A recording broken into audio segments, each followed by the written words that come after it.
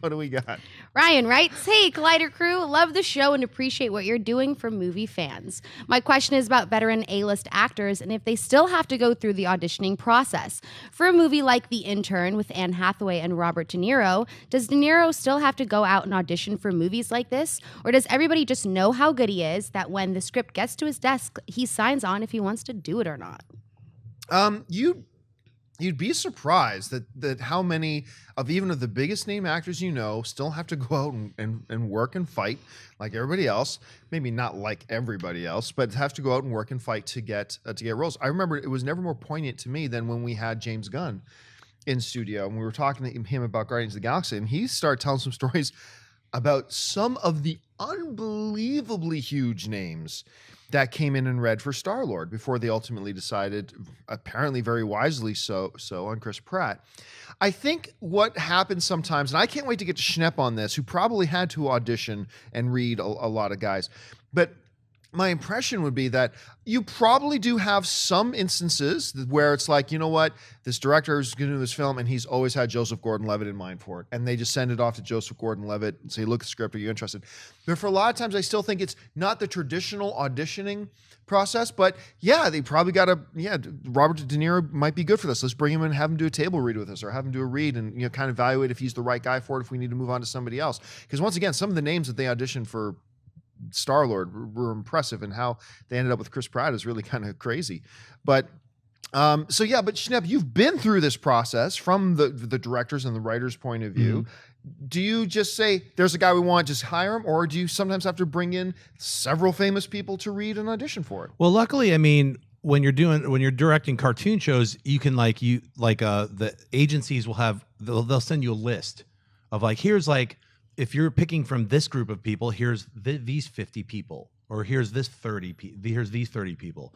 And so they'll have and there's a top list. They're these are the people that we'd like you to pick. So for one particular project, Sam Jackson was already attached.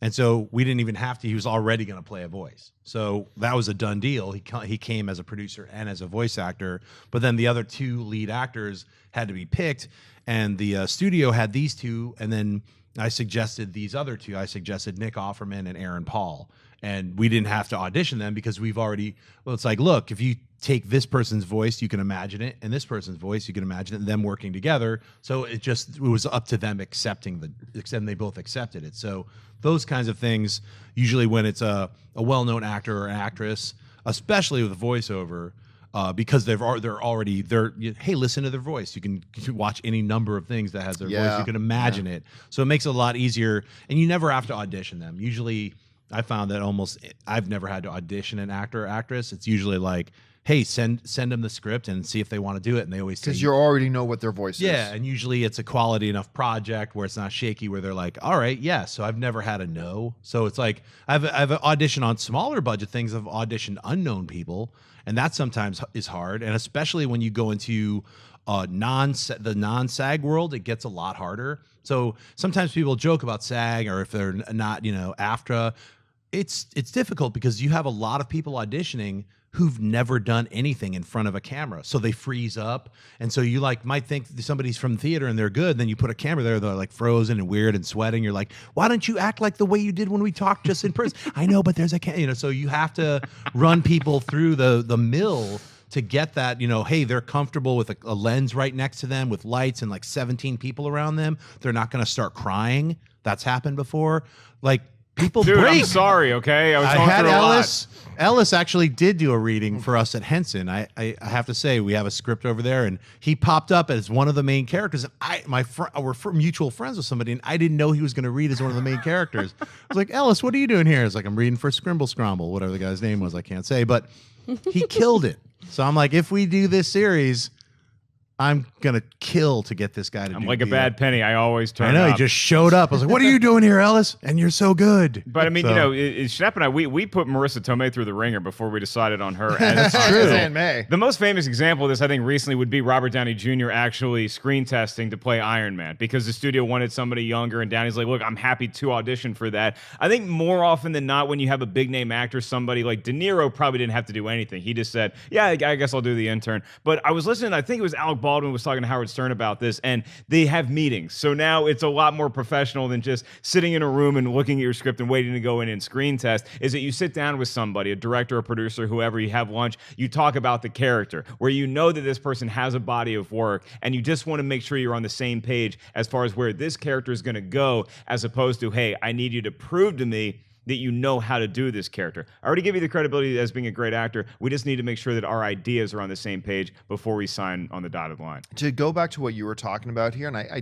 haven't shared this much, but the auditioning process is hellacious. It's murderous. And I've never auditioned for anything in my life. I'm on the other side of it, and I find it murderous, and I hate it. And I can only imagine what these, especially in Los Angeles, with these guys and girls who come to Los Angeles and they go out and do 3 auditions a day, 7 days a week, maybe 1 out of every 100 they land something, the amount of rejection that happens. But going back to what you were talking about, which I can totally testify to, you get these people come in, because I've literally auditioned and interviewed hundreds of people. And they come in, and you talk to them, and like sometimes they're idiots, and you just want to get them out of your office. And some like they're awesome and they're great, and you're like, okay, let's get you in front of a camera. And you put them in front of a camera, and they turn into this mannequin. And it's like, what? Where did that person go that I was just talking to on the couch? And seriously, that is why Sinead DeFries is so great. Honestly, because I brought in Where's Sinead my DeFries. single, Dennis? I brought in Sinead DeFries to audition the. I'm trying to enjoy She this just moment. hammed it up too much. She's Doesn't fired. happen Fire very her. often, okay? Keep like, talking. It's I cool. remember It's cool. I first met Sinead because I brought her into audition for a Pretty Little Liars after show. And I remember talking to her, and she's charming and great and funny and fun and all the things you see on the show. But then when she got on camera, she was exactly the same person. You may think that sounds like the easiest thing in the world. It is not. People turn into different people. Some switch goes off in our heads naturally when we get in front of a camera that we become something else.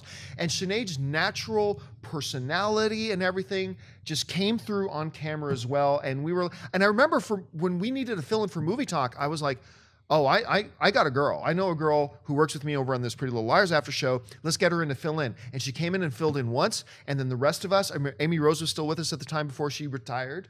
And we looked at each other and like, we got to keep this girl. Aw, she's so good. And we need somebody to make up for that Ashley Mova girl who's just like dead weight around. No, I could tell stories. I could tell awesome stories about Ashley as well. Absolutely. But when you find somebody, it's not easy. Sinead makes it look easy. What she does is not easy, and we are amazingly lucky to have her. Oh,